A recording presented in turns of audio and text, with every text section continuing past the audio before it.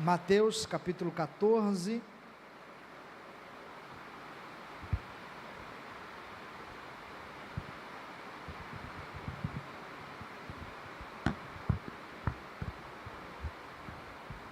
Nós conseguimos avançar um pouco, né, irmãos? Um pouquinho só, né?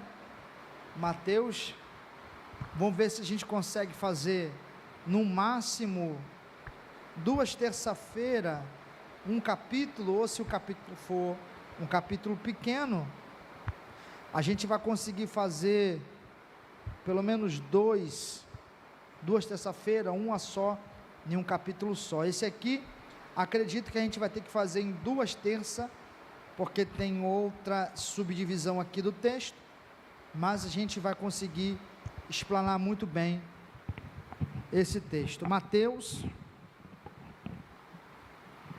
seu capítulo de número 14, nós vamos fazer como a gente sempre faz, irmãos, pedir para os irmãos lerem alguns versículos, para a gente fazer um estudo bem dinâmico, tá, irmãos? Bem dinâmico, bem legal, para que todas as dúvidas venham a ser tiradas. Mateus capítulo 14, o versículo de número 1, podemos ler? Amém? Diz assim, eu vou ler, os irmãos acompanham. A morte de João Batista. Naquele tempo, ouviu Herodes o tetrarca a fama de Jesus, e disse aos seus servos: este é João Batista que ressuscitou dos mortos, e por isso nele opera estes poderes miraculosos. Herodes havia mandado prender João, e o fizera acorrentar e lançar na prisão, por causa de Herodia, mulher do seu irmão Filipe, pois João lhes dissera que não é permitido possuí-la. Queria matar, mas temia a reação do povo, porque João era profeta. Festejando-se, porém, o dia do aniversário de Herodes, dançou para ele a filha de Herodia, diante de todos. Porém Herodes se agradou muito, e este mesmo prometeu com juramento a lhe dar tudo o que pedisse. Então ela, influenciada pela sua mãe, disse-me: dai-me numa bandeja de prata a cabeça de João Batista. E o rei se afligiu muito, por causa do juramento, que estavam diante deles à mesa, e ordenou que dessem a ela, e mandou degolar João na prisão. E a cabeça foi trazida numa bandeja de prata, dada à jovem, e ela levou para sua mãe. Então chegaram os seus discípulos, e levaram o corpo de João, e depois foram contar a Jesus o que lhe havia acontecido. Amém? Podeis tomar o seu assento. Glória a Deus. Nós estamos, como eu disse para os irmãos, vamos tentar, eu não sei se esse ano vamos conseguir, pastor, mas ainda está no começo do ano, mas irmãos, quem quer estudar a Bíblia minuciosamente, de repente um ano ainda não vai dar para estudar minuciosamente. Por quê, pastor? Porque a gente não está lendo, a gente está estudando versículo por versículo, mas eu acredito que até o meio do ano a gente vai pelo menos chegar no capítulo 20, se não, a gente vai tentar fazer de uma forma bem legal, para que não enfada muitos irmãos. Mas o livro de Mateus é muito interessante, porque é um livro muito extenso. Quando passarmos para Marcos, Lucas, João, você vai ver que vai reduzir um pouco, mas Mateus é um pouco extenso, mas tem muita riqueza de detalhe. Isso a gente tem estudado ao longo do ano passado, continuamos esse ano, e vamos tentar fazer de uma forma para que a gente consiga compreender toda a narrativa de Mateus. Vamos lá, irmãos. O capítulo 14 de Mateus é interessante, Os irmãos estão conseguindo me ouvir? Estão conseguindo me ouvir? Legal? O capítulo 14 de Mateus é interessante porque trata-se de um antes e depois desse acontecimento. O antes, que era o ministério de João Batista, e o depois da morte de João Batista. O livro começa a se desenrolar, a narrativa do livro se começa a desenrolar mais rapidamente acerca de Jesus do que antes da morte dele, porque se você observar, antes da morte de João Batista, você vai ver alguns milagres, alguns sinais, algumas orientações que Jesus dá acerca do reino de Deus, como eu disse lá atrás, no capítulo 5 das bem-aventuranças. Jesus fala das parábolas, Jesus vai ensinando sobre tantas outras coisas, mas após a morte de João Batista, parece que acelera mais, parece que é uma rapidez de mostrar de forma mais evidente o ministério de Jesus, porque o capítulo 14 começa falando do próprio Jesus, cita a morte de João Batista, mas de repente você fala, pastor, o que tem a ver? O versículo de número 1 está falando de Jesus, e eu vou dizer isso aqui depois, e depois todos os versículos posteriores falam de João Batista. Parece aqui que não tem muito sentido se a gente ler assim, ler por cima do texto, parece que não vai fazer muito sentido o que está escrito no versículo 1, por aquele tempo, naquele momento, naquela época, naquela ocasião, ouviu falar Herodes, o tetrarca era uma espécie de título, era uma espécie de uma nomenclatura, de uma pessoa importante, que governava aquela região da Galileia, Samaria, toda aquela região ali, ouviu falar da fama de Jesus, mas o texto não está dizendo que era a morte do João Batista. Por que está dizendo que Herodes ouviu falar da fama de Jesus? As duas coisas parecem ser desconexas, mas não são, tem uma ligação uma com outra, porque a gente sabe que Jesus era primo de João Batista, e a diferença deles de idade era questão de 6 meses de idade, essa era a diferença de 6 meses, e a gente sabe que Jesus veio através de diversas, inúmeras profecias, já desde o Antigo Testamento. O profeta que mais profetizou sobre Jesus foi o profeta Isaías, que é chamado profeta messiânico. Então, as profecias de Isaías, não só de Isaías, como outros profetas, que também profetizaram acerca de Jesus, mas Isaías foi mais enfático, Isaías foi mais categórico. Aí você observa que João Batista tem uma conexão direta com Jesus, por 2 motivos: primeiro, por ser parente, primo de Jesus; segundo, por preparar o caminho, o precursor, aquele que vem preparar, aquele que vem pavimentar a estrada, aquele que vem preparar os corações, para que Jesus viesse a implantar o reino de Deus. Aí eu pergunto para os irmãos, Herodes ouviu falar da fama, a pergunta é, ser famoso é pecado? Ser famoso é pecado? Não, né? Já vi muita gente falar, muita gente quer fama, é que esses pregadores de hoje em dia querem fama, é que os cantores querem fama. Ser famoso não é pecado, e nem querer fama não é pecado, não tem nada a ver uma coisa com a outra. O problema não é a fama, o problema é como você vai se comportar diante da fama. A Bíblia nunca condenou a fama, nunca condenou. Pastor, me prova isso. Vou te provar, te pedindo para você ler alguns versículos aqui, e a gente vai interagir. Ele ouviu falar da fama de Jesus, porque como eu disse, Jesus e João Batista tinham 2 ligações. A primeira, uma ligação carnal, porque eles eram parentes, primos. A segunda, uma ligação profética. João Batista veio trazer o último recado que o Messias iria vir. Aí você fala: pastor, o senhor disse que ser famoso não é pecado.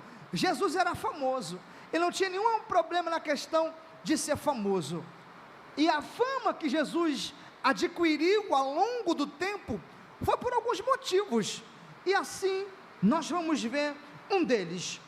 Mateus capítulo 23, o versículo, Mateus capítulo 4, Mateus capítulo 4, versículo 23 ao versículo 25. Eu sei que de repente o barulho da chuva não vai dar para me ouvir, mas eu vou te pedir, Bruno, tem como você preparar um outro microfone aí para mim? Um outro microfone sem fio? Se puder, eu te agradeço, meu querido. Tem como? Se não puder, não tem problema não, por causa da chuva. E aí, conforme os irmãos vão falando, vai dar um microfone para você, e você vai falando em alto e bom som, amém? Mateus, o seu capítulo 4, o versículo 23 e o 25, Mateus, seu capítulo 4, versículo 23 e 25, quem achou, levanta a mão que ele vai lá com o microfone. Eu sei que vai te cansar um pouquinho, mas por causa da chuva, o barulho, a gente não está conseguindo escutar. Vamos lá, Mateus capítulo 24, Mateus capítulo 4, versículo 23 ao 25, pode ler, missionária Ângela. Percorria Jesus toda a Galileia, ensinando nas sinagogas, pregando o evangelho do reino e curando toda sorte de doenças e enfermidades entre o povo. E a sua fama correu por toda a Síria. Segura, a sua o quê? Fama. A sua fama, como eu disse, ser famoso não é pecado. Segue, missionária Ângela. E a sua fama correu por toda a Síria. Trouxeram-lhe então todos os doentes, acometidos de várias enfermidades e tormentos, endemoniados, lunáticos e paralíticos, e ele os curou. E da Galileia, Decápolis, Jerusalém, Judeia e da além do Jordão, numerosas multidões o seguiam. Ponto. Olha só, qual foi o objetivo que fez com que Jesus ficasse famoso? Foi pelas curas, pelos milagres, pelas sinais, prodígios e maravilha. Quer ver uma coisa, irmãos? Eu creio Deus realizando uma cura miraculosa aqui na DEM, um paralítico levantar, uma pessoa botar um câncer para fora, um morto ressuscitar. No culto seguinte, no dia seguinte, vai fazer fila aqui na igreja. Vai ou não vai? Vai fazer fila de pessoas que vão vir para ver o que está acontecendo na DEM. As pessoas que entram lá são curadas, as pessoas que entram lá são libertas, as pessoas que entram lá recebem a presença de Deus. Então, ser famoso não é errado, o errado é como você vai se comportar diante da fama. Pastor, me dá mais um texto referente à fama de Jesus. Vou te dar outro texto, Lucas capítulo 4, versículo 37, quem achou levanta a mão, e o microfone vai até ti. Lucas capítulo 4, versículo 37, quem achou levanta a mão. Isso, quem achou levanta a mão e cite. E se divulgava a sua fama por todos os lugares. Sim, fazer o quê? E se divulgava a sua fama por todos os lugares da circunvizinha. Por que se divulgava a fama? Porque ele havia curado, ele havia realizado milagres, ele havia feito sinais e maravilhas. Ou seja, não é problema ser famoso, o problema é como você vai usar essa fama. Tem outro versículo, pastor? Tem vários aqui que eu vou citar para você. nesta noite. Lucas capítulo 7, versículo 16 e 17. Lucas capítulo 7, versículo 16 e 17. Quem achou, levante a sua mão e leia. Lucas capítulo de número 7, versículo 16 e 17. Quem achou, levante a sua mão, por gentileza. Acharam? Isso, glórias a Deus. Lucas 7, do 16 e 17. Isso. Pode ler para mim. 16 e 17, Isso. e todos se apoderam do temor e glorificaram a Deus, dizendo: um grande profeta se levantou entre nós, e Deus visitou o seu povo. Leu 17, leu 17. E correu dele esta fama por toda a Judéia e por toda a terra circunvizinha. E correu o quê? A fama. Por qual motivo? Por Jesus curar, por Jesus libertar. Tem muitos outros versículos aqui que eu vou te citar, e você vai repetir, você vai ler, para você entender que era o ministério de Jesus era tão miraculoso, era tão evidente, que era inevitável a fama dele não correr. Era inevitável, não tinha como. E você vê que por diversas vezes Jesus diz assim: ó, vai, não digas a ninguém que fiz isso. Vai, não digas a ninguém que fiz isso. Mas quanto mais ele dizia para não falar, o povo fazia, missionária Marta. Porque Jesus curava muitos enfermos. Mateus capítulo de número 9, versículo 30 e o versículo 31. Mateus capítulo 9, versículo 30 e o 31. Se você quiser anotar os versículos aí, pode anotar sem problema. Isso. Mateus capítulo 9, do versículo 30 ao 31. Pode ler? Pode ler, missionária Ângela. E, tendo partido dali, passavam pela Galileia, e não queria que ninguém o soubesse, porque ensinava os seus discípulos, e lhes dizia: o Filho do Homem será entregue na mão dos homens, e o matarão, mas 3 dias depois da sua morte, ressuscitará. Eles, contudo, não compreendiam isto, e temiam interrogá-lo. É esse mesmo? É, 9:30 é. 31, leu 31. Porque ensinava os seus discípulos, e lhes dizia: o Filho do Homem será entregue nas mãos dos homens, e o matarão, mas 3 dias depois da sua morte, ressuscitará.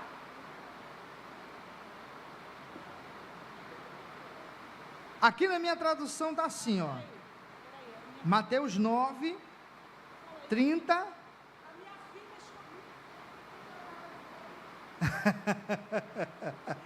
Mateus 9, 30 e 31.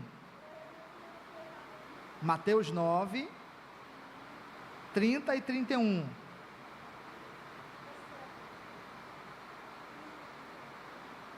É, 30 e 31. Mateus. Isso. E abriram-se-lhes os olhos. Jesus, porém, os advertiu severamente, dizendo: acautelai-vos, que ninguém o saiba.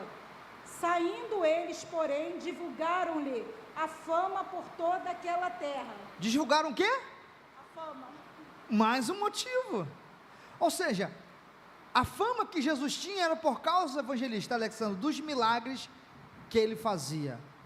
Deus, quando começar a te usar, quando começar a te levantar, isso é natural, vai haver fama, todos vão conhecer, O problema não é isso. Eu já vi muita gente de forma errada dizer pregar contra a fama. Não é o problema. O problema é como você vai se comportar quando a fama chegar. Porque tem gente que é humilde quando é anônimo. Tem gente que é humilde, fala com todo mundo, abraça todo mundo, tira foto com todo mundo quando não está no anonimato. É homem de oração, é mulher de oração, é humilde, aperta a mão de todo mundo, vai em qualquer lugar, prega em qualquer lugar. Quando eu digo qualquer lugar, não estou desmerecendo em si, tá? Quando eu estou dizendo qualquer lugar que o convidar, seja igreja pequena, seja igreja grande, seja igreja com 10, com 20, com 5 pessoas, ele está lá, porque ele só é humilde quando ele está no anonimato. Agora, quando Deus exalta o nome dele, quando Deus começa a glorificar o nome dele sobre a vida da pessoa, ele acha que ele é a última Coca-Cola do deserto. Aí que está o problema. O problema não é a fama, porque a fama vai chegar de uma forma natural. Esse não é o problema. Deus nunca teve problema com fama. Deus nunca teve problema de exaltar ninguém, de colocar o nome de ninguém em evidência. Deus levanta, como levantou Davi lá atrás das ovelhas. Lá um homem que era ruivo, pequenino, franzino, levantou um homem franzino, homem não, menino, jovem, garoto, adolescente, para matar o maior gigante dos filisteus, o maior guerreiro da época. Exaltou o nome dele, glorificou, mas Davi nunca foi apegado ao trono. Foi por isso que no Salmo 51 ele diz: Senhor, não retire de mim o teu espírito, renova, coloca dentro de mim um espírito reto e inabalável, e não me lances fora da tua presença. Davi está dizendo: eu rejeito tudo, só não posso rejeitar que o Senhor se afaste de mim. Eu entrego o trono, eu entrego o cedro, eu entrego a coroa, mas a sua presença não abro mão. O problema não é a fama, porque a fama vai vir. O problema é como você vai se comportar diante dela. E aí a gente fez essa conexão de Jesus com João Batista, que era ligado à questão parental, e agora da forma profética. E se você pegar os textos e ler, principalmente Mateus, que vai narrar muito bem, Herodes, ele tinha uma certa simpatia, Diaconisa Angelina, por João Batista. Ele tinha uma certa simpatia por João Batista. João Batista era um profeta meio estranho, irmão. Era um profeta meio esquisito. Era um profeta que não se colocava na caixinha do sistema. Ele era um profeta meio diferente dos demais. Então, uma profecia custou a vida do profeta.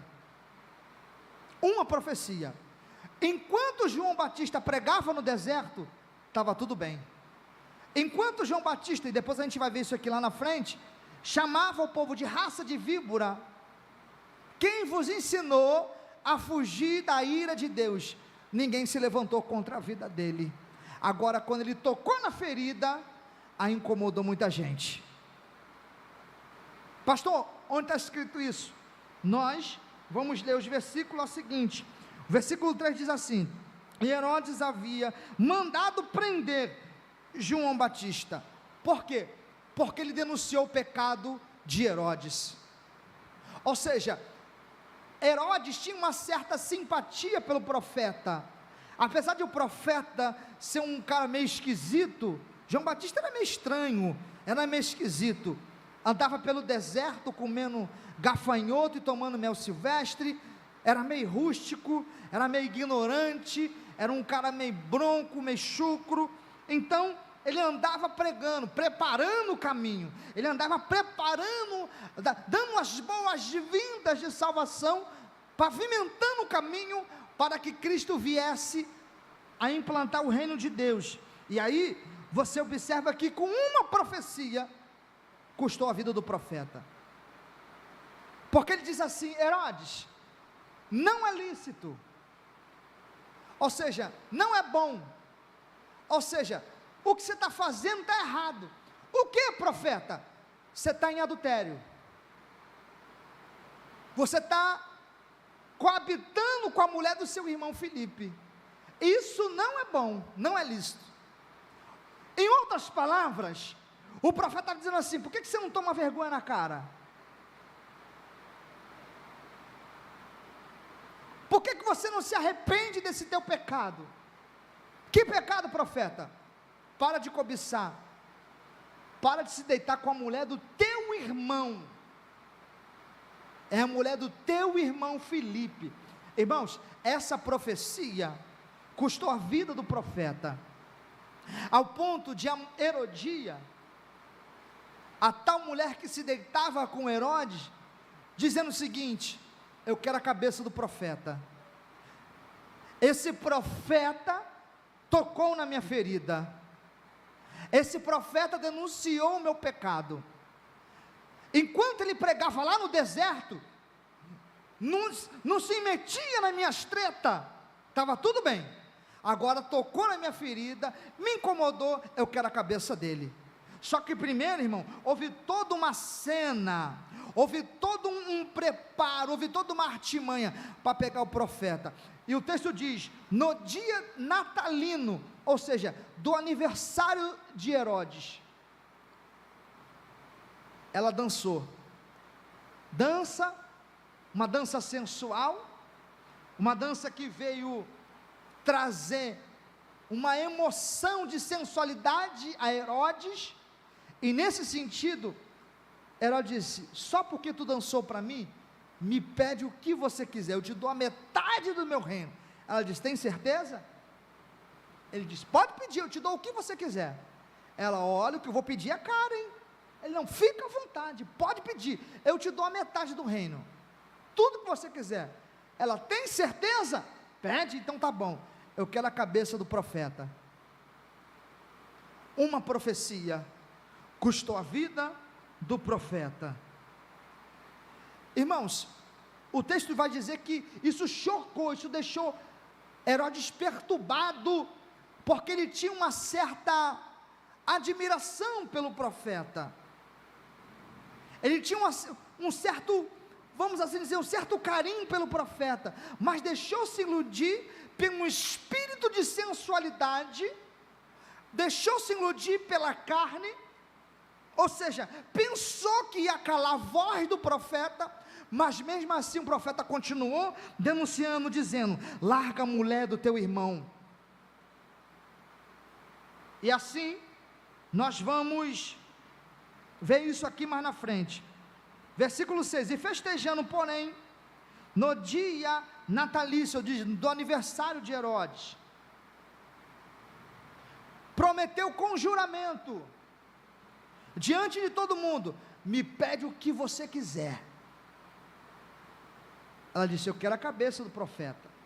E o juramento do rei, do imperador, não poderia voltar atrás, de forma nenhuma. Aí, no versículo 9, diz o seguinte: o rei afligiu o coração, por causa do juramento, que estava diante da mesa dele todos, e mandou prender João Batista. Versículo 10, e mandou degolar na prisão. Ou seja, uma profecia custou a vida de um homem de Deus, porque esta profecia tocou na ferida, mexeu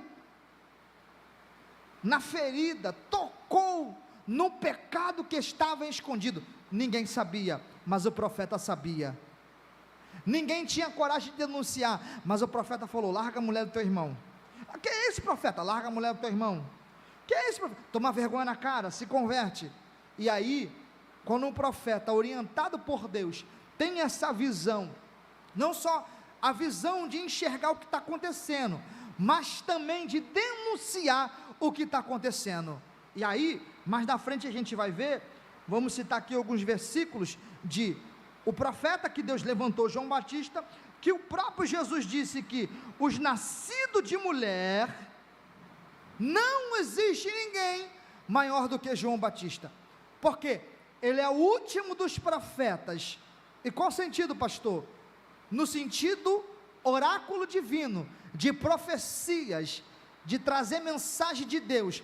A partir daquele momento, de João Batista, Jesus, o ministério de Jesus sendo implantado, as profecias continuavam, Mas de qual forma? Através do ensino, da palavra. Mas os oráculos divinos, as profecias acerca do Messias havia cessado, porque o Messias já estava presente, já havia vindo e já havia cumprido a sua missão.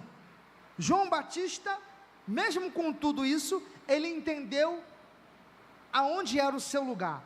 João Batista entendeu onde era o seu lugar. João capítulo 3, versículo 22 ao versículo 30.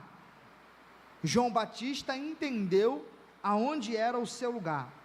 João capítulo 3, do 22 ao 30. Quem achou pode levantar a mão e ler. Quem achou? Levanta a mão, isso. João capítulo 3, do versículo de número 22 ao 30. Pode ler. Depois disso, foi Jesus com os seus discípulos para a terra da Judéia, e estava ali com eles e batizava. Ora, João batizava também em Enom, junto a Salim, porque havia ali muitas águas, e vinham ali e eram batizados, porque ainda João não tinha sido lançado na prisão. Houve então uma questão entre os discípulos de João e um judeu acerca da purificação, e foram ter com João e disseram-lhe: Rabi, aquele que estava comigo além do Jordão, do qual tu deste testemunho, ei-lo batizando, e todos vão ter com ele. E João respondeu e disse: o homem não pode receber coisa alguma, se lhe não for dada do céu. Vós mesmo me sois testemunhas que disse: eu não sou o Cristo, mas sou enviado diante dele. Aquele que tem a esposa é o esposo, mas o amigo do esposo que lhe assiste e o ouve, alegra-se muito com a voz do esposo. Assim, pois, já essa minha alegria está cumprida. É necessário que ele cresça e que eu diminua. Olha só, por que João teve que dizer isso? Porque havia uma indagação dos discípulos de Jesus com os discípulos de João, tipo aquela disputa, sabe? Aí os discípulos de João disseram: aquele que está do outro lado batizando, aquele que está do outro lado, quem é aquele? Aí João disse assim: olha, aquele ali é um noivo, aquele ali é o esposo, eu sou apenas o que veio preparar o caminho, estou batizando, só que eu batizo para perdão dos pecados, ele vos batizará com o Espírito Santo e com fogo. Só que ele entendeu, apesar de ser profeta, ele entendeu o lugar dele, ele entendeu que ele não era maior do que o noivo, ele entendeu o lugar aonde Deus queria usá-lo, como preparação, e nisso, para cessar essa indagação dos discípulos, ele disse: é necessário que ele cresça, é para ele que vocês têm que olhar, não sou eu, é ele cresça e eu diminua. Ou seja, o profeta entendeu quem ele era. João Batista trazia uma mensagem dura, uma mensagem de confronto e uma mensagem para o arrependimento. Vamos lá, Lucas capítulo 3, versículo 7 e o versículo de número 8. Lucas capítulo 3, versículo 7 e o versículo 8.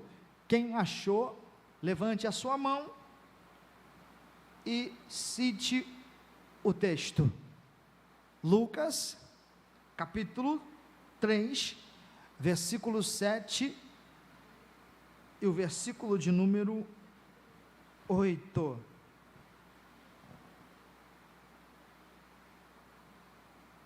Dizia, pois, João à multidão que saía para ser batizada por ele: raça de víboras, quem vos ensinou a fugir da ira que está para vir?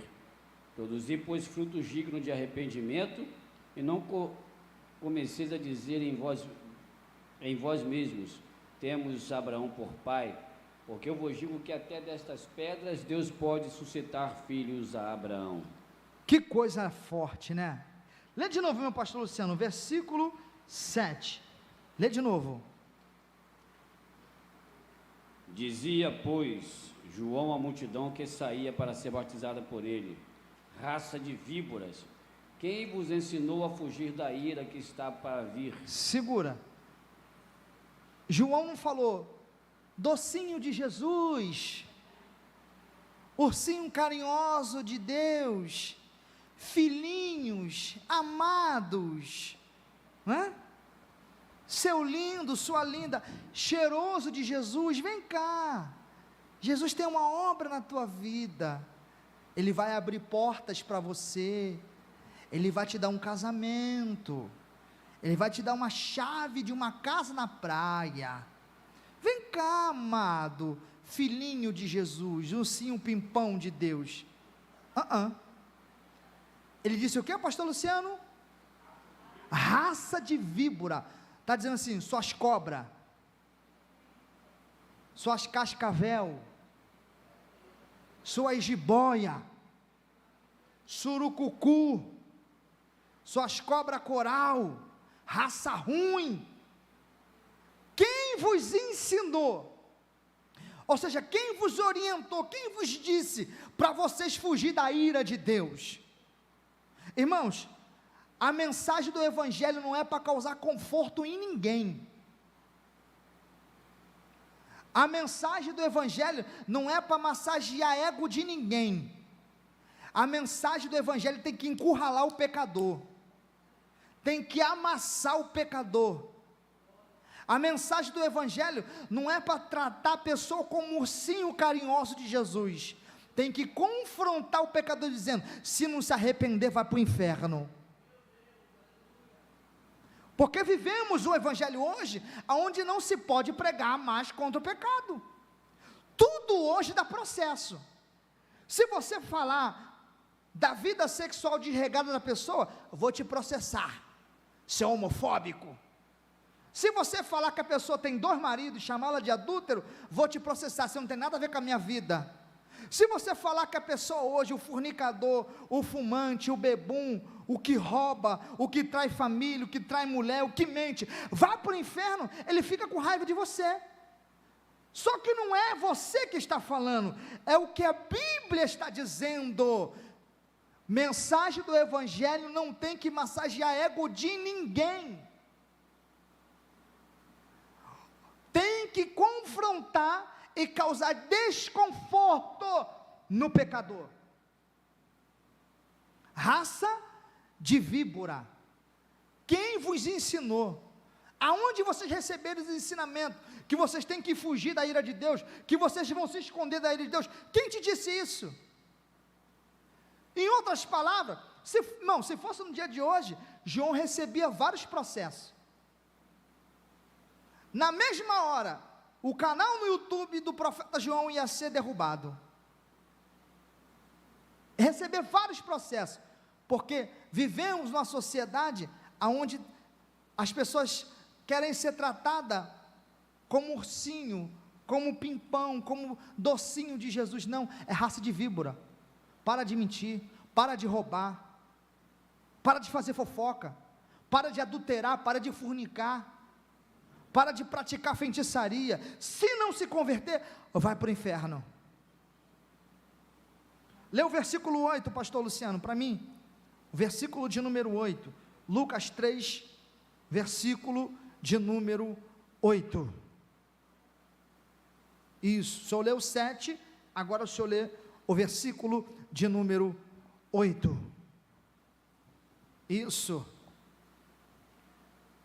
Produzi, pois, frutos dignos de arrependimento, e não comeceis a dizer em vós mesmos, termos Abraão por pai, porque eu vos digo que até destas pedras Deus pode suscitar filhos a Abraão. Segura que eu vou interpretar o versículo para você, seu lindo. Produzis frutos de arrependimento. O que é arrependimento? Não é remorso. Choro não é arrependimento. Choro não é arrependimento. Muita gente chora, mas volta a praticar.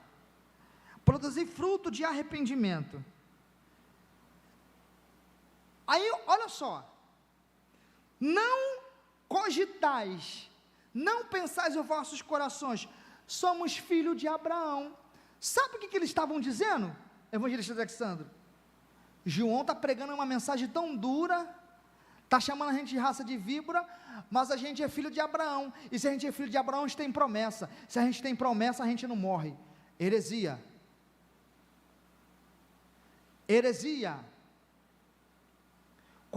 pastor, fala isso não, mas eu tenho que falar para te ensinar. Quando você ouvir um hino dizendo que quem tem promessa de Deus não morre, heresia, está te enganando, está mentindo para você. Quem foi que falou que quem tem promessa de Deus não morre? Quem foi que disse para ti? Pode ter promessa, pode ser filho da promessa, pode ser neto da promessa, pode ser bisneto da promessa, mas se tiver em pecado, não vai ver a promessa se cumprir, vai morrer e vai para o inferno. João sabia que a mensagem ia bater, ia confrontar.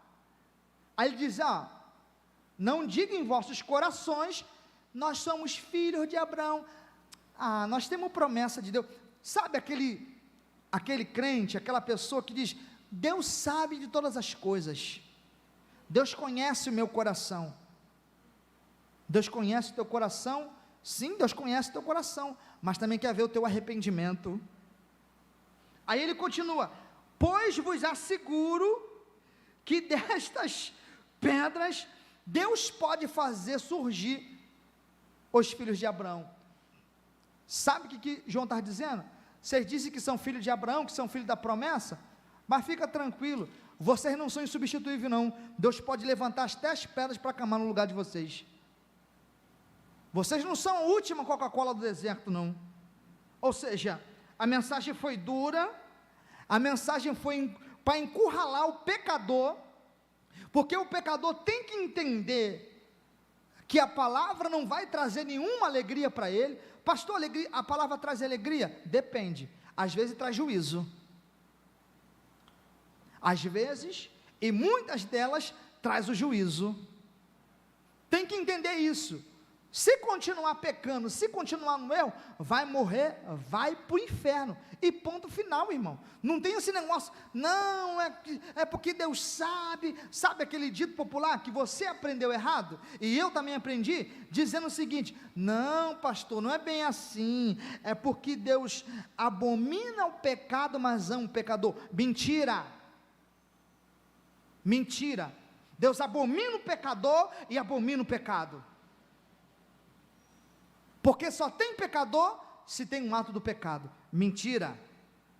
Então, a mensagem que João pregou, a mensagem que João trouxe àquele povo, uma mensagem de arrependimento. E detalhe, irmão, batizava 5.000 almas por dia. Aí você fala: mensagem dura, afasta o povo da igreja. Mensagem de cajado afasta o povo afasta não, irmão. Não afasta não. O que afasta o povo da igreja é o evangelho barato, banalizado, o evangelho sem cruz, o evangelho sem arrependimento, sem quebrantamento de pecado. Imagine, ele descendo o cajado, diácono Leandro, dizendo: raça de víbora, suas cobras, seus falsos, e o povo: vai João, bate mais, vem cá, vou te batizar. Batizava: eu vos batizo para o arrependimento. Mas vai vir um, maior do que eu, apesar de ser profeta, não sou digno de desatar as sandálias dos seus pés. Ele vos batizará com o Espírito Santo e com fogo. O pastor Davi Viana já explicou para a gente o que significa esse batismo aqui: é condenação. Volto a repetir, aí eu quero ver a vida de brincadeira, se naquele dia vai valer a pena. Eu quero ver a vida de chocarrice, de palhaçada, na presença de Deus, naquele grande dia, vai valer a pena. Vamos lá. A mensagem do João causava incômodo e arrependimento para aquela geração. Lucas mesmo, capítulo 3, do versículo 9 ao versículo 16. Lucas, capítulo 3, do versículo 9 ao versículo 16. Quem achou pode levantar a mão e ler. E também já está posto o machado à raiz das árvores. Toda árvore, pois, que não dá bom fruto, é cortada e lançada no fogo. E a multidão o interrogava, dizendo: que faremos, pois? Segura, pastor Luciano. O machado está posto aonde? Aonde? Na raiz. Ou seja, para cortar. Aí João diz assim, ó: já que o machado está posto na raiz, para cortar, vai cortar a vara que não dá fruto, a vara podre, cortar e lançar no fogo. Aí a multidão ouvindo isso, diz o quê? O que faremos então? Segue o versículo 11, pastor Luciano. E respondendo ele, disse-lhes: quem tiver 2 túnicas, que reparta com o que não tem, e quem tiver alimento, que faça da mesma maneira.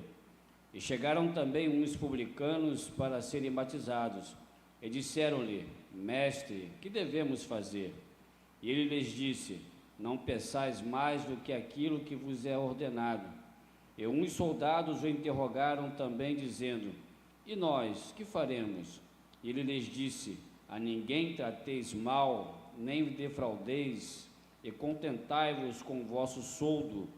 E estando o povo em expectação, e pensando todos de João em seu coração, se porventura seria o Cristo, respondeu João a todos, dizendo: eu, na verdade, batizo-vos com água, mas eis que vem aquele que é mais poderoso do que eu, a quem eu não sou digno de desatar a correia das sandálias. Este vos batizará com o Espírito Santo e com fogo. Ou seja, vai vir um juízo sobre vocês. Batizará com o Espírito Santo e com fogo, para o que? Para o juízo. Ou seja, para vocês de fato se arrepender, porque o dia do juízo assim chegará.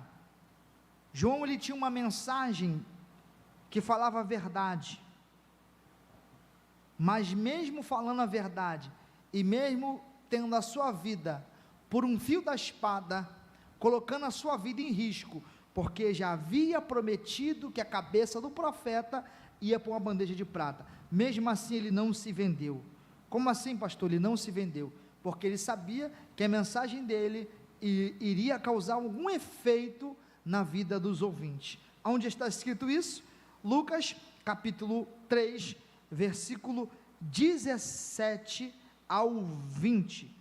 Lucas, capítulo 3, versículo 17 ao 20. Eu quero ver os jovens também lendo, tá? Quero ver os jovens também lendo. Só está o pastor Luciano, missionária Ângela, jovens também lendo. Isso, jovens eu quero ver também lendo.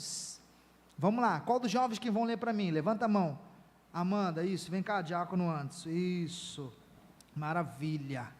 Todos os jovens participando, que coisa linda, né? Lucas, capítulo de número 3, versículo 17 ao 20. Pode ler, Amanda. Com a pá que tem na mão, ele vai separar o trigo da palha, guardará o trigo no seu depósito, mas queimará a palha no fogo que nunca se apaga. 18. João anunciava, de muitas maneiras diferentes, a boa notícia ao povo e apelava a eles para que mudassem de vida.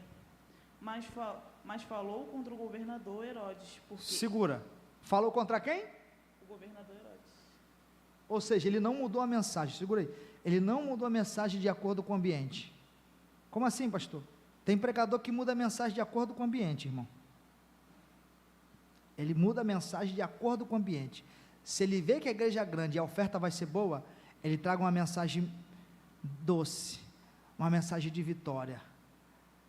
Se ele vê que a igreja não vai dar muito lucro para ele, ele prega meia água, rapidão, e vai embora. Ou seja, ele não mudou a mensagem de acordo com o ambiente. Como assim, pastor? O mesmo João que pregava no deserto, irmão, pregar no deserto debaixo de um sol de 40 graus, sem microfone, no gogó, o mesmo João que pregava raça de víbora, o mesmo João que condenava, o mesmo João que dizia, vocês vão para o inferno, quem vos ensinou a fugir da ira de Deus, pregava no deserto, ele poderia, missionária Marta, mudar a mensagem lá no palácio, falou, não, eu passei pelo deserto, preguei muito pelo deserto, passei muita prova lá, agora eu estou no palácio, agora eu vou aliviar, sabe por quê? A oferta vai ser boa, eu vou ter moral com o imperador, com Herodes, ele vai preparar aquela suíte para mim, vai preparar aquele carro maravilhoso do ano, e vai preparar guloseimas, quitutes, um banquete maravilhoso, eu passei prova no deserto, agora é minha hora de ser exaltado no palácio, eu vou mudar a mensagem, esse negócio de pregar arrependimento, o rei, rico, imperador, fama, eu vou pregar coisa boa, eu vou pregar que Deus vai dar vitória para ele, eu vou pregar que Deus é com ele, mesmo ele estando no pecado, eu vou pregar que Deus é com ele, mesmo ele tendo relação com a mulher do seu irmão, eu vou pregar para ele que Deus é com ele. Isso é gente que vende mensagem, irmão, que vende um ministério, ou seja, que vai de acordo com o ambiente. Se o ambiente for favorável, ele muda a mensagem. Se o ambiente for um ambiente que vai trazer lucro, ele fala aquilo que o povo quer ouvir. Agora, se o ambiente for um ambiente que aos olhos dele não vai trazer benefício a ele senta a marreta no povo. João, da mesma forma que pregava duro no deserto, pregava duro no palácio. Está dizendo, eu não mudo a mensagem, vou pregar duro no deserto, vou descer a marreta no palácio, porque eu não sou pregador camaleão. Pastor, o que é pregador camaleão? Muda de acordo com o ambiente, ele vai mudando de acordo com as oportunidades. Se a igreja é liberal, ele prega doutrina, se a igreja é de doutrina, ele prega liberal, ou seja, nunca tem uma mensagem fixa, uma característica de mensagem. Se a igreja é contra uma doutrina mais flexível, ele bate. Se a igreja é mais rígida, ele fala mal, ou seja, sempre vai se colocando, ele não quer perder o ambiente, ele não quer perder a mamata, vamos assim dizer. Mas João fez o quê? Repreendeu Herodes, aonde? Na casa dele. Foi na casa dele e falou assim, larga a mulher do teu irmão. Segue, Amanda. Mas falou contra o governador Herodes, porque ele havia casado com Herodias, a esposa do irmão do próprio Herodes, e também porque ele tinha feito muitas e outras coisas mais. Então, 20, então Herodes faz uma coisa ainda pior, mandou pôr João na cadeia. Ou seja, a profecia que custou a vida do profeta, mesmo assim, o profeta não trocou a mensagem. Terrível coisa é, irmãos, pessoas que trocam o ministério, se vende por proposta, se vende por oportunidade. João não, o mesmo pregador duro do deserto, Angelina, foi o pregador duro dentro do palácio. Tem gente que troca a mensagem de acordo com a conveniência, vai de acordo com a conveniência. Não, João não, ele continuou sendo o mesmo pregador do deserto diante de todos. Já estamos caminhando para o final. João é uma espécie de Elias do Novo Testamento. Você lembra que quando no Monte Tabor, ou mais conhecido como o Monte da Transfiguração, Jesus aparece no meio. Quem aparece do lado? Elias e Moisés. Moisés representando a lei, Elias os profetas. Então, todas as vezes que se referia a João Batista, é no sentido de perfil. Não que, isso até uma doutrina kardecista, que acredita que Elias, que João Batista é a reencarnação de Elias. Não cai nessa não, que é heresia, tá bom? no sentido de quê? De perfil, de autoridade, de unção, na mesma pegada que Elias profetizava. João havia profetizado, e João era o último dos profetas, e Elias era o leão dos profetas. A ousadia de ambos era a mesma, unção, autoridade, e ambos profetizou em períodos caóticos, períodos de crise moral, crise financeira, crise religiosa, crise política. Vamos lá. Elias, João Batista, uma espécie de Elias do Novo Testamento. Vamos lá. A mesma ousadia de Elias é a mesma ousadia de João Batista. Vamos lá. 1 Reis, capítulo 17. 1 Reis, o seu capítulo 17, o seu versículo de número 1. Já estamos caminhando para o final. Tá bom? 1 Reis, capítulo 17, o versículo 1. Quem achou, levante a sua mão e você leia. Isso, vem aqui, isso aí, que bom, né? Jovens participando do estudo. 1 Reis, capítulo 17, o versículo de número 1. Lê para mim. Então Elias, o tisbita, dos moradores de Gileade, disse a Acabe: Vive o Senhor, Deus de Israel, perante cuja face estou, que nestes anos nem orvalho nem chuva haverá, senão segundo a minha palavra. Vive o Senhor, em cuja face eu estou. Vamos lá. Existe um contexto dentro desse versículo aqui. Elias profetizou segundo a palavra de quem? A palavra dele, não foi isso? Porém, antes dele dizer, segundo a minha palavra, ele disse: vive o Senhor, em cuja face eu estou. Ele está dizendo assim, ó, eu tenho autoridade para profetizar o que eu vou profetizar. Em outras palavras, ele está dizendo, não sou profeta vendido. Se eu vou profetizar isso aqui, é porque eu estou diante da face de Deus, e eu conheço o Deus que eu sirvo. Se eu vou dizer isso aqui, as palavras saem da minha boca, emanam dos meus lábios, porém, vive o Senhor. Primeiro ele coloca Deus em primeiro lugar, em cuja face eu estou diante de Deus, face a face. Então, se eu estou falando, eu tenho a certeza do que eu estou falando vai se cumprir. Ou seja, não jogava a conversa fora. Não era aquele profeta, Leandro, que olhava assim: eis que vejo você passar por uma luta. Irmão, quem não passa por luta? Já viu uns profetas que aparecem, pastor Luciano? Eu vejo uma porta diante de ti. Quem não quer uma porta aberta? Eu vejo alguém da tua família se levantando contra a tua vida. Quem é que não tem alguém na família que se levanta contra nós? Eis que eu vejo o diabo te perseguindo. Ué, o diabo vai me amar? Vai gostar de mim? Ou seja, as profecias óbvias são profecias que massageiam o ego. Ele está dizendo, eu estou diante da face do Senhor, eu tenho autoridade para profetizar. Ele não jogava conversa fora. Elias não era um tipo de cara que adivinhava CPF dos outros. Elias não era um tipo de cara que pesquisava na internet, se houvesse naquela época, para descobrir o nome das pessoas, familiar, onde mora, para depois profetizar. Não, ele estava diante da face de Deus. Ele sabia quem Deus era.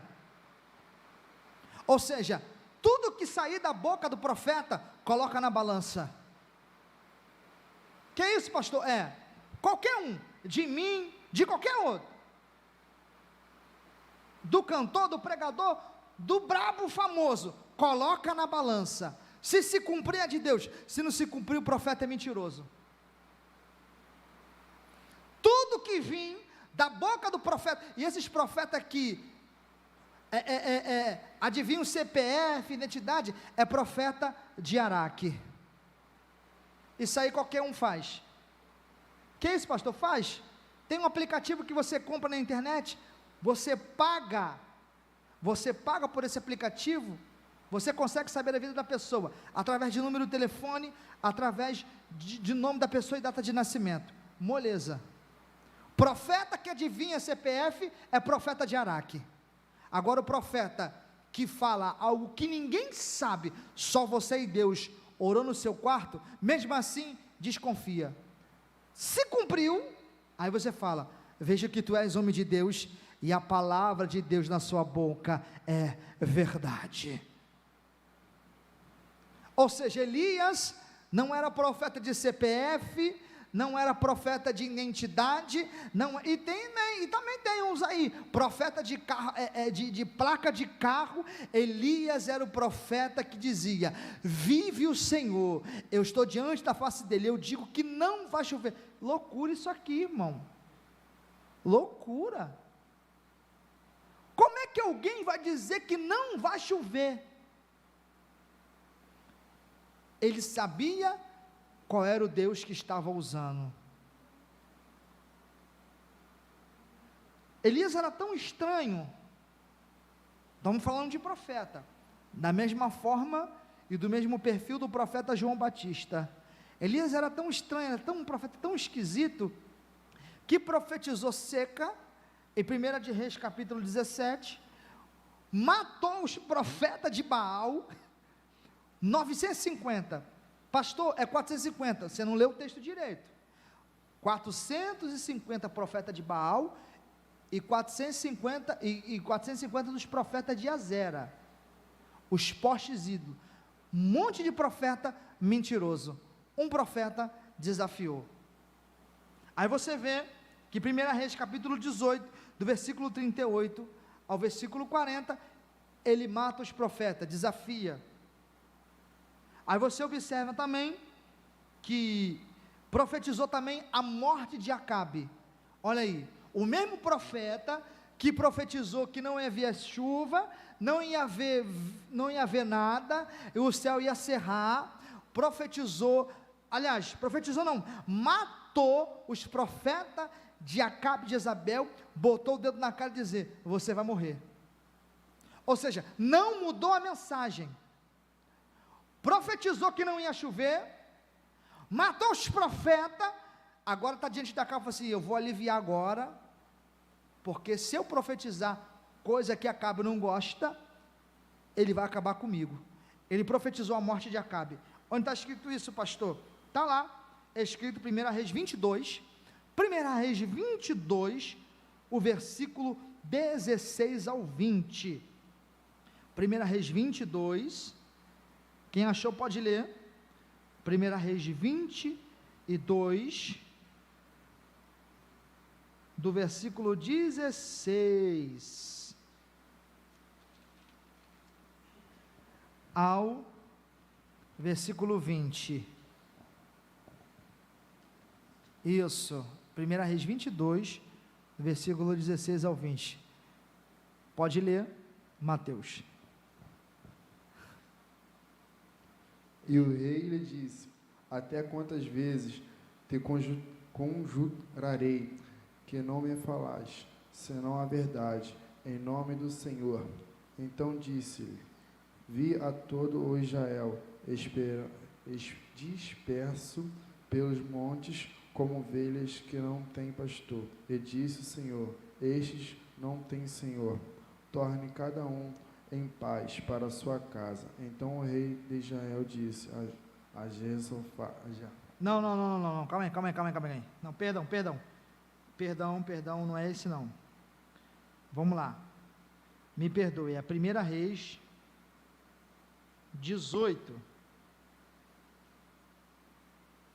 me perdoe,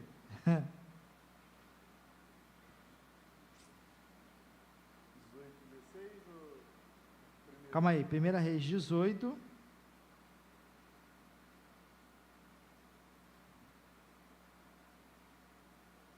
não, calma aí, 1 Reis,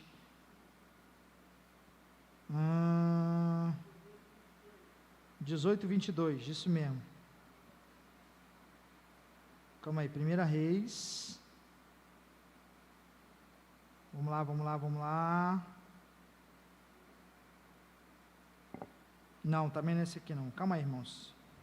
Eu acho que eu fiz uma referência.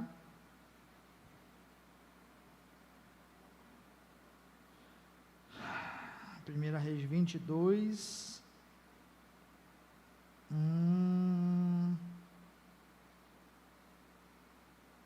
Oh, meu Deus. Não é esse aqui não, calma aí. Eu fiz uma referência aqui, fazendo link aqui com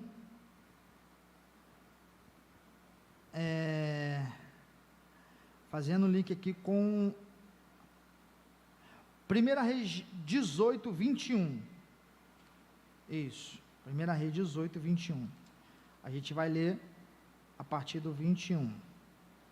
1 Reis 18, o seu versículo 21. Lê com calma. Isso.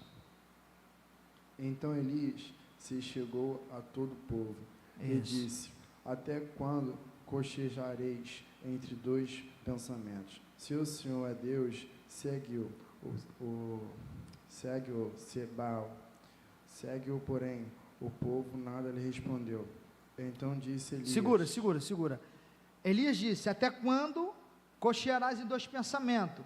Ou seja, até quando vocês vão ter dupla personalidade? Uma hora vocês adoram a Deus, outra hora vocês vão aos pés de Baal. Aí ele perguntou, o povo disse o quê? Nada, não respondeu nada, porque sabia que estava errado. Segue, Mateus 22. Então disse Elias ao povo: só eu fiquei por profeta do Senhor, e os profetas de Baal são 450 homens. Dizemos, pois, dois bezerros, e eles escolhem para si um dos bezerros, e o dividam em pedaços, e o ponham sobre a lenha, porém não lhe coloquem fogo, e eu prepararei outros 300. Isso, continua. Eu porei sobre a lenha, e não lhe colocarei fogo. Continua. 24. Isso, 24. Então invocarei o nome do Senhor, vosso Deus. Eu invocarei o nome do Senhor, e acontecer que o Deus responder por meio do fogo. Esse será Deus. E todo o povo respondeu, dizendo: é boa esta palavra. E disse Elias aos profetas de Baal: escolhei para vós um dos bezerros, e prepararei o primeiro, porque sois muitos, invocai o nome do vosso Deus, e não lhe ponhais fogo. E tornarão o bezerro que lhes derá, e o prepararão, e invocarão o nome de Baal, desde a manhã até o meio-dia, dizendo: Baal. Respondendo-os, porém não havia voz, nem quem respondesse, e saltavam sobre o altar que tinham feito. Isso, segura aí.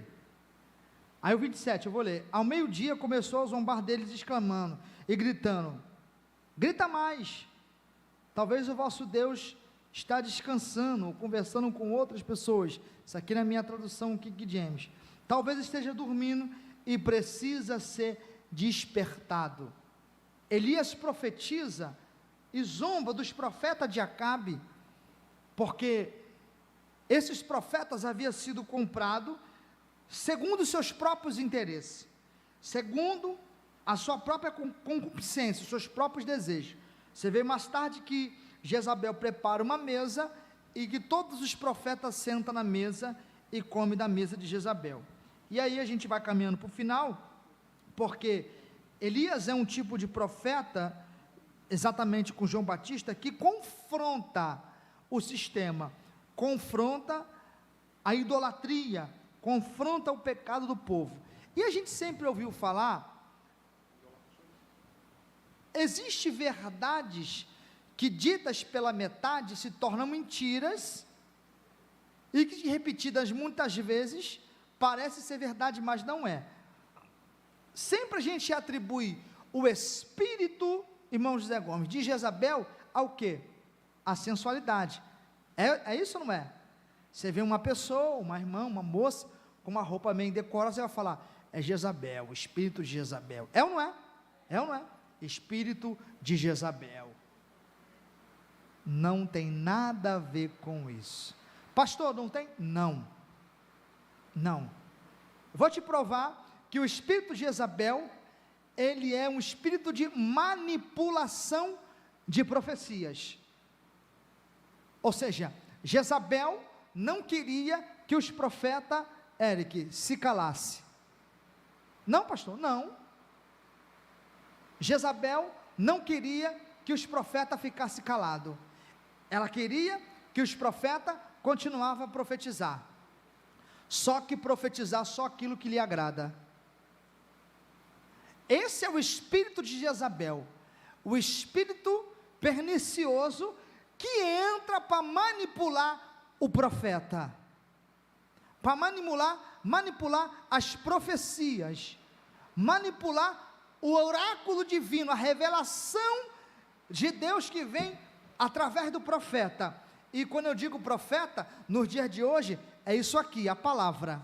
O espírito de Jezabel quer manipular a palavra, dizendo, a Bíblia não diz isso bem assim não, hein? Não é dessa forma não, temos que atualizar a Bíblia. Olha o contexto, olha isso, olha aquilo. O espírito de Jezabel é um espírito manipulador de profecia. O espírito de Jezabel é um espírito manipulador de ensinamento. Pastor, está escrito isso onde? Está escrito em Apocalipse capítulo 2, o versículo 18, e a gente encerra. Apocalipse, o seu capítulo 2 e o versículo 18, eu vou ler, e a gente já caminha para o final. Apocalipse, o seu capítulo de número 2, o versículo 18, tá ok? Que coisa, hein? Jezabel é um espírito de manipulação de profecia, ela manipula, ela engana. A carta à igreja de Tiatira, ao anjo da igreja que está em Tiatira, isto diz o Filho de Deus, o que tem os olhos como chama de fogo, e que tem os pés semelhantes ao latão reluzente, conheço as tuas obras. Vamos lá, quando diz assim, conheço as tuas obras, está dizendo assim, eu sei o que tu está fazendo, tá? Eu sei o que tu está fazendo. Todas as vezes que o Senhor Jesus se apresenta às 7 igrejas da Ásia, a primeira característica, ele chama dizendo ao anjo da igreja, primeiro, o líder, o pastor. Segundo, ele se dirige à igreja, aos membros, à membresia, à ovelha. Ele está dizendo, conheço as tuas obras, eu sei o que tu está fazendo, hein? Ó, eu estou de olho em você, conheço as tuas obras. Vamos lá, versículo 18, o teu serviço, o teu amor, a tua fé e perseverança, sei das tuas últimas obras, os quais são numerosas do que a primeira, tenho porém contra ti, aí é que pesa a balança. Além dele conhecer as nossas obras, ele tem uma balança pesando. Tenho, porém, contra ti só uma coisa. O que? Tenho, porém, contra ti que toleraste o espírito de Jezabel. Aprendeu? O espírito de Jezabel. O que é tolerar? É permitir, é fazer-se de desapercebido. Ou seja, é não ter uma atitude de repreender esse espírito. É um espírito de manipulação, ele vai manipulando, ele vai enganando. Vamos seguir aqui. Ele vai ludibriando, que toleraste o espírito de Jezabel, mulher, que se julga, profetiza. Pastor, era uma mulher em si? Não está dizendo que era Jezabel, tinha reencarnado, não. era o espírito de Jezabel, ou seja, a intenção dela de manipular as profecias, e esse espírito estava permeando a igreja, aonde todo mundo estava aceitando. Que tipo de profecia? Que induzia, ou seja, que levava os ensinamentos aos filhos de Deus a comer do sacrifício da idolatria. Pensa comigo, se ela era profetisa, se ela se julgava profetisa, é porque ela andava profetizando, é porque ela tinha lugar de fala, é porque davam uma oportunidade para ela falar.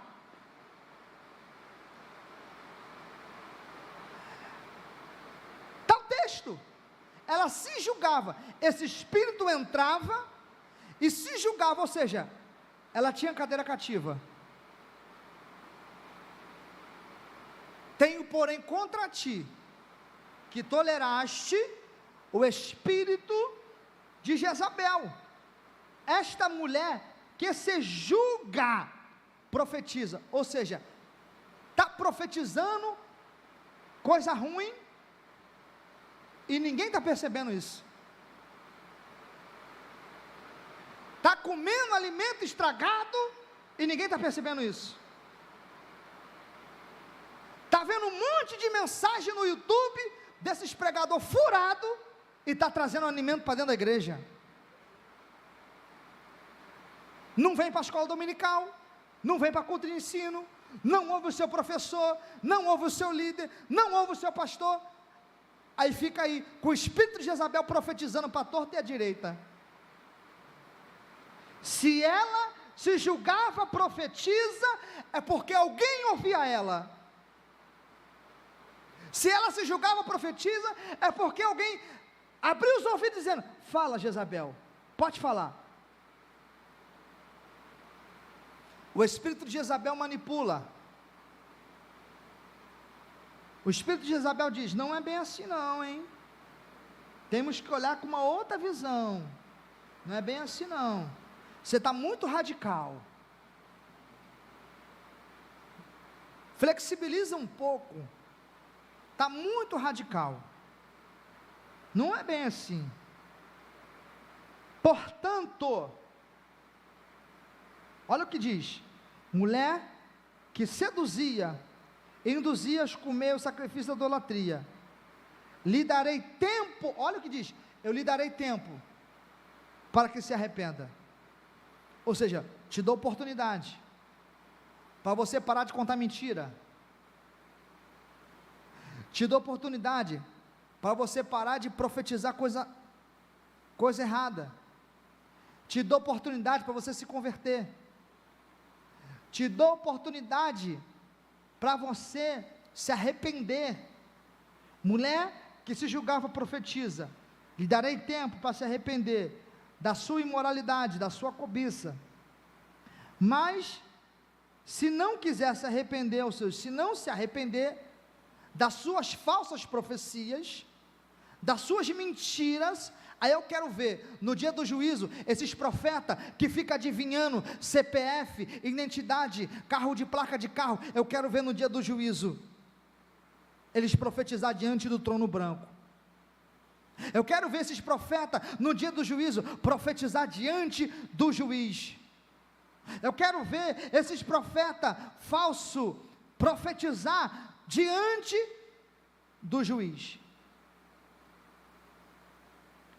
Tirei tempo de se arrepender, se não quiserem, te lançarei no leito de dores, com grande tribulação, e os que com ela adulteraram,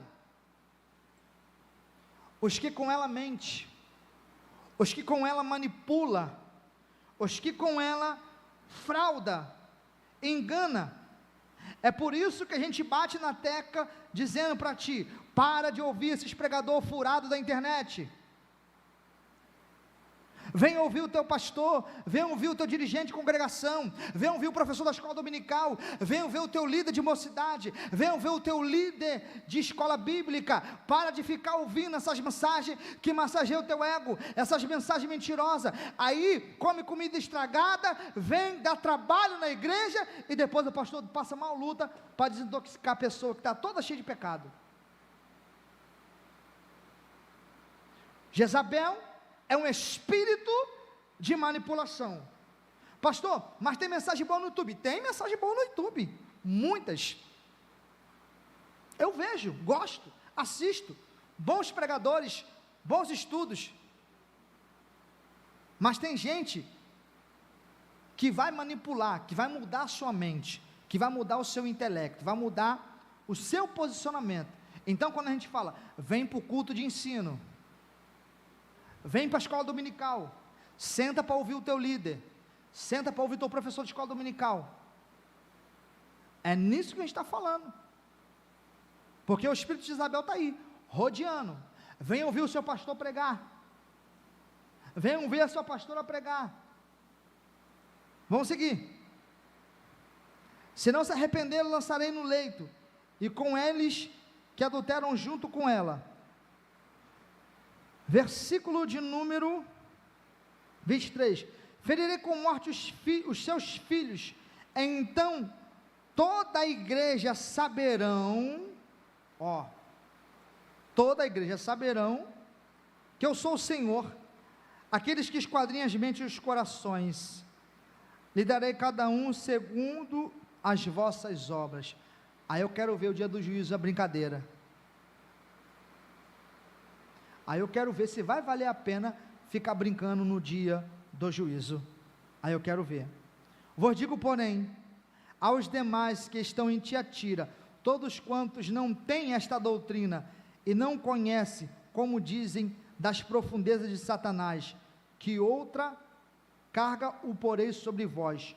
O que tendes, rende-te até que venha ao vencedor que guarda até o fim essas obras, lhe darei autoridade sobre as nações, com vara de ferro o regerá, com vara de ferro o regerá, quebrando-as com são quebradas, como vaso na mão do olheiro. Versículo 29, também darei a estrela da manhã.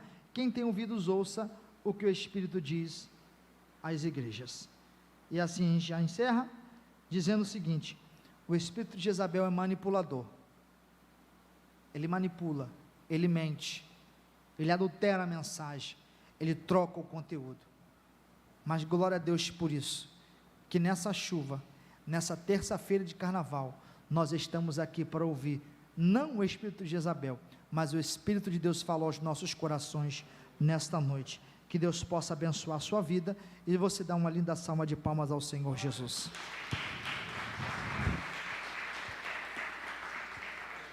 Vamos